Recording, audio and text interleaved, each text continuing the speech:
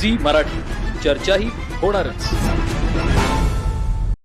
देशातील लोकशाही टिकवण्यासाठी आणि काँग्रेस पक्षात नवचैतन्य निर्माण करण्यासाठी आता संघटनात्मक फेरबदलांवर भर दिला जातोय. जिल्ह्यात विविध स्तरावर 131 नवीन पदाधिकाऱ्यांच्या नियुक्ती केल्या जाणार आहेत. केवळ कार्यक्षम आणि निष्ठावंत कार्यकर्त्यांना संधी दिली जाईल असं मत ऑल इंडिया काँग्रेस कमिटीचे मुख्य निरीक्षक जयशंकर पाठक यांनी व्यक्त केलं. पुढे ते म्हणाले, राहुल गांधी यांच्या नेतृत्वाखाली देशात 700 काँग्रेस कमिट्यांमध्ये संघटनात्मक बदल केले जात आहेत. बेरोजगारी, शेतकऱ्यांचे प्रश्न आणि सामाजिक न्याय धोक्यात आला आहे. देश टिकवण्यासाठी काँग्रेसची ताकद वाढवणं काळाची गरज आहे. तालुका काँग्रेस कमिटीच्या वतीनं आयोजित पदाधिकारी निवड प्रक्रियेच्या बैठकीत ते बोलत होते. यावेळी व्यासपीठावर भगवानराव जाधव, सोनाली सावंत, बाजीराव सातपुते, उत्तम पाटील, जयसिंग पाटील, विनायक घोरपडे, डॉक्टर अभिजित इंगवले आदी मान्यवर उपस्थित होते.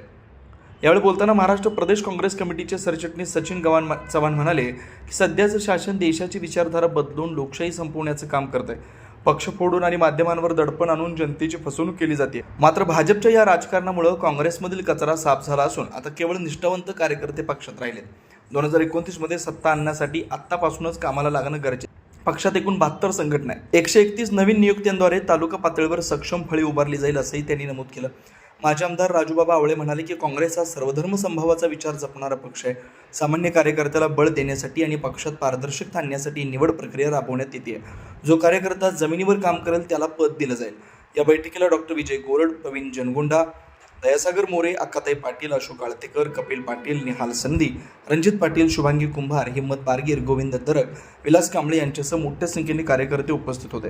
कार्यक्रमाचं स्वागत तालुकाध्यक्षांनी केलं. कुंभोज प्रतिनिधी विनोद चिंगे.